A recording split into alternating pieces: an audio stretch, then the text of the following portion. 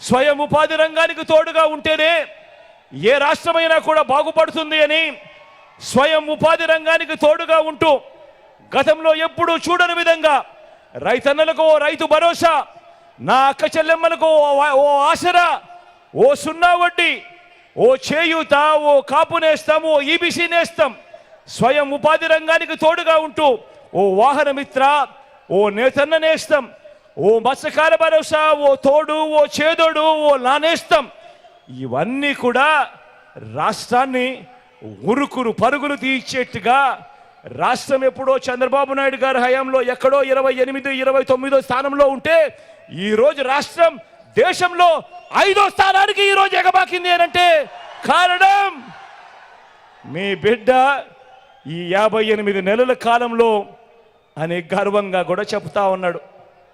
ఈరోజు ఎక్కడ లంచాలు లేకుండా, ఎక్కడ వివక్ష లేకుండా ఇంటికే 3000 రూపాయలు పెన్షన్, ఇంటి వద్దకే రేషన్, ఇంటి ముగ్గటికే వైద్యం, ఇంటింటికి స్కీములు, ఇంటింటికి పౌర సేవలు డెలివర్ చేస్తూ ఓ మహా వ్యవస్థను ఏర్పాటు చేసింది ఎవరు అనంటే అది మీ బిడ్డ అని కూడా గర్వంగా చెప్తా ఉన్నాడు. ఈ సందర్భంగా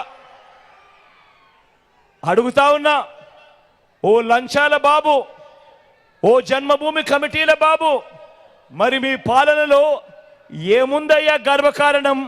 చెప్పవయ్యా చంద్రబాబు, చెప్పవయ్యా అని అడుగుతా ఉన్నాను. 14 ఏళ్ళు సీఎంగా ఉండి కూడా, 3 సార్లు సీఎంగా చేసి కూడా ఇదే పేదలకు నువ్వు ఏం చేశావయ్యా బాబు అని అడిగితే దానికి సమాధానం లేదు కాబట్టి, చెప్పలేక కాబట్టి ఈరోజు 14 ఏళ్ళు ముఖ్యమంత్రిగా చేసిన వ్యక్తి గురించి ఈరోజు నేను మాట్లాడుతూ, అయ్యా చంద్రబాబు, నీ పేరు చెబితే ఏ ఒక్కరికైనా ఒక్కటంటే ఒక్కటైనా ఏ పేదకైనా నువ్వు చేసిన మంచి గుర్తుకు వస్తుందా అని అడుగుతా ఉన్నాను. ఈ సందర్భంగా 2 చేతులు పైకెత్తాలి. ఇలా ఇలా ఇలా ఇలా ఇలా ఇలా ఇలా ఇలా 14 ఏళ్ళు ముఖ్యమంత్రిగా చేశావు, నీ పేరు చెబితే ఒక్కటంటే ఒక్కటైనా పేదవాడికి చేసిన ఒక స్కీమ్ అయినా గుర్తుకు వస్తుందా అని అడుగుతా ఉన్నాను. ఈ సందర్భంగా 2 చేతులు పైకెత్తాలి. ఇలా ఇలా ఇలా ఇలా ఇలా ఇలా ఇలా ఇలా ఇలా చంద్రబాబు పేరు చెబితే ఇవేవి గుర్తుకు రావు.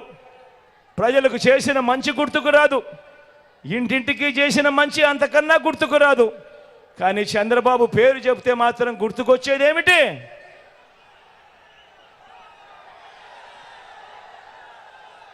చంద్రబాబు పేరు చెప్తే గుర్తుకొచ్చేటివి వెన్నుపోట్లు, మోసాలు, అబద్ధాలు, కుట్రలు. ఇవి చంద్రబాబు పేరు చెప్తే గుర్తుకొచ్చే అంశాలు. అందుకే నేను చెప్తా ఉన్నా, ఈ ఎన్నికలు అన్నది కేవలం ఎమ్మెల్యేలను, ఎంపీలను ఎన్నుకునే ఎన్నికలు కానే కాదు. ఈ ఎన్నికలు అన్నవి పేదల భవిష్యత్ మార్చే ఎన్నికలు అని మళ్ళీ అందుకే చెప్తా ఉన్నా. జగన్ ఉంటే పేదలకు పథకాలన్నీ కొనసాగుతాయి. జగన్ లేకపోతే మళ్ళీ ప్రజలు మోసపోయి పథకాలన్నింటికీ కూడా ముగింపే.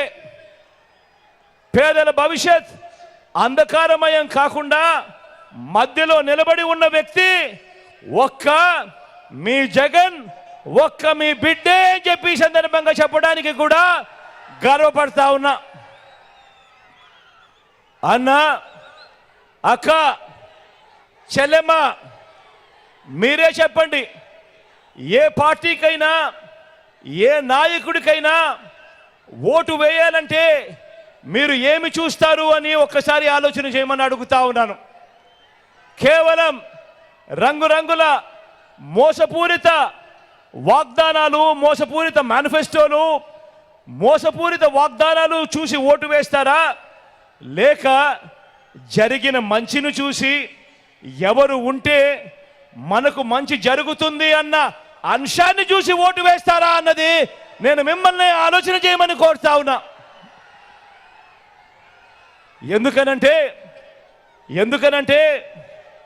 అందరూ ఆలోచన చేయమని ఎందుకు అడుగుతా ఉన్నాను అనంటే, ఓటు వేసే ముందు జరిగిన మంచిని చూసి ఎవరు ఉంటే మంచి జరుగుతుంది అన్న ఆలోచన చేసి ఓటు వేయండి అని చెప్పి ఎందుకు అడుగుతున్నాను అనంటే, గతంలో మీ అందరికీ గుర్తుందా?